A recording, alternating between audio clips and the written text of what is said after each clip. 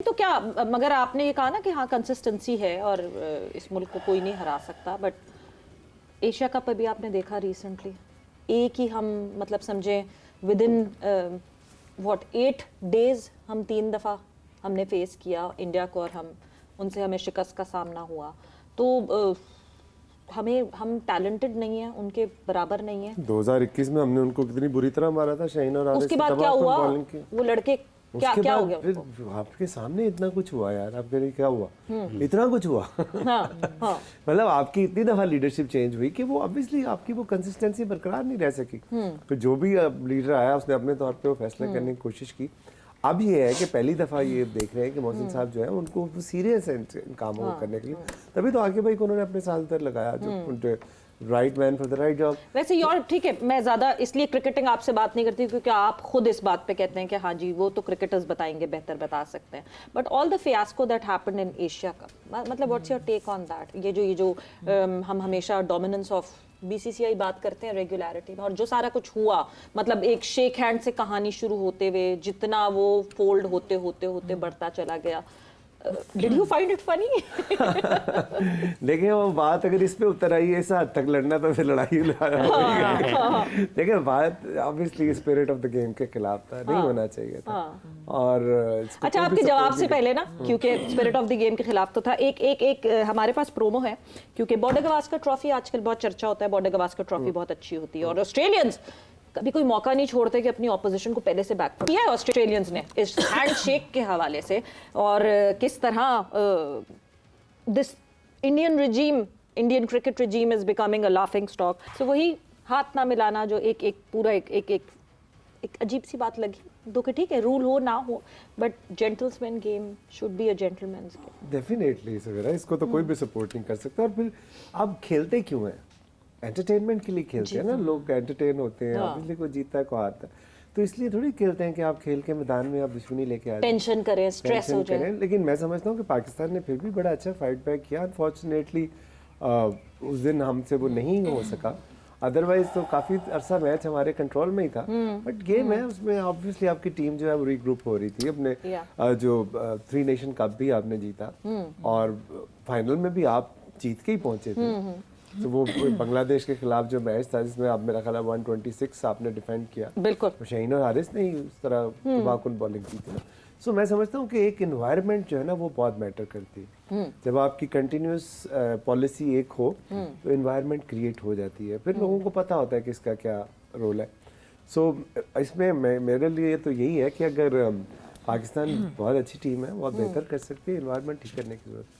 Continuous और consistency की जब बात करें, रब कमिंग टुवर्ड्स यू, ये कंटिन्यूटी नहीं है हमारे बोर्ड में, इस वजह से हमें कंसिस्टेंट परफॉर्मेंसेस नहीं दिखती। मतलब कल ऐसा लग रहा था कि कोई और पाकिस्तान वुमेन टीम उतरी है। इससे पिछले जो मैचेस आपने देखे उसमें हाँ जी हमने चैलेंज किया ऑस्ट्रेलिया को, मुझे तो समझ नहीं आ रहा था कि अभी जब इंग्लैंड को चैलेंज किया तो खुशी मनाएं अभी कि अभी रुक जाएं, नीचे से आके कोई कैप्सी ना कर दे या कोई और ना कर दे वो रन्स क्योंकि हमने ऑस्ट्रेलिया के खिलाफ बड़ी खुशी मना ली थी।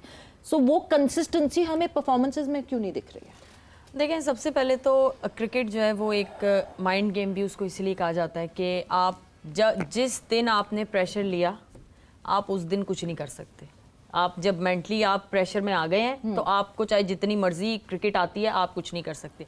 जिस दिन आप मेंटली इजी हैं, जैसे कल बैटिंग हुई, टारगेट कम था, हमारे पास ओवर्स थे 31 ओवर्स थे, हमें 113 करना था, 113, तो वो मेरे ख्याल में बहुत इजी और मतलब लग रहा था जिस अप्रोच से कल बैटिंग हमारी हुई है। नहीं, बट अप्रोच तो सबसे पहले बॉलिंग से शुरू हुई, बॉलिंग से शुरू, और उसके बाद वो मोमेंटम आगे बिल्कुल चलता रहा। सबसे पहले तो जो कंडीशंस और जो टॉस था वो हमारे हक में हुआ बेहतर, और हमारी कल लक भी, क्योंकि क्रिकेट जो है वो जिस तरह आतिफ भाई कह रहे हैं कि एनवायरनमेंट पे बहुत ज्यादा डिपेंड करती है और लक पे भी बहुत डिपेंड करती है।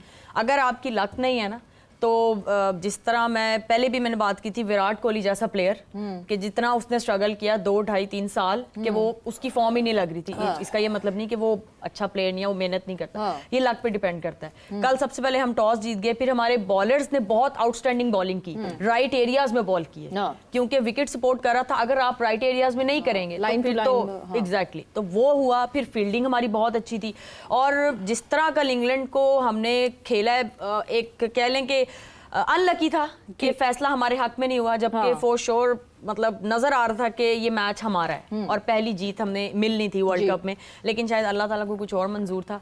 लेकिन ये जो कल हमने परफॉर्मेंस दी है, ये मुझे लगता है जो अब नेक्स्ट जिनके हमारे जिनके साथ अब मैचेस हैं, south Africa, New Zealand and Sri Lanka, इनको हम ऑलरेडी हरा भी चुके हैं बहुत दफा, तो मुझे लगता है उनको अभी थोड़ा सा डरना चाहिए। लेकिन जो आपने कंसिस्टेंसी की बात की है, अगर पाकिस्तान टीम अब इसी रिदम में और इसी मोमेंटम में रहेगी और इसी अप्रोच के साथ अगले नेक्स्ट मैचेस तीनों भी खेलेगी, तो तभी मुझे लगता है हमारी क्रिकेट जो वुमेन जो खेल रही है वर्ल्ड कप में, वो बेहतर से बेहतर होती जाएगी सिमिलर अप्रोच से। बट आतिफ साहब, जिस तरह आपने कहा कि आपने अलग अलग जगहों पे जब आपने जो है देखा और बहुत सारी लड़कियां भी आई और उन लड़कियों के टैलेंट को देखा, इस वक्त जब हम आईसीसी वुमेन्स वर्ल्ड कप में देखते हैं, ये लड़कियां एट द टॉप लेवल हैं, ये पाकिस्तान टीम को रिप्रेजेंट कर रही हैं, क्या जो बॉटम पे अभी आपने फ्रेश कोर जो लड़कियां देखी हैं, क्या वो बिल्कुल उनको कुछ भी नहीं आता, बहुत दूर हैं वो क्रिकेट से? कितना डिफरेंस था जो आपको यंग बडिंग लड़के मिले और यंग बडिंग लड़कियां मिली उनमें? देखिए, हमारे यहाँ ऑब्वियसली खवातीन तो उस तरह खेल की तरफ उनको जो है नहीं किया जाता सपोर्ट। 5 भाइयों की एक बहन होगी तो वो खेल रही होगी, वही ना। वो बच्ची। तो उसमें उस लिहाज से अगर देखा जाए तो बड़ा ज़बरदस्त टैलेंट सामने आया, और मैं समझता हूँ कि with in 6 month to 1 year अगर वो मेहनत करेंगी और हमें रिसोर्स हम उनको प्रोवाइड करेंगे, तो कोई वजह नहीं है कि वो पाकिस्तान टीम की तरफ ना आ सके।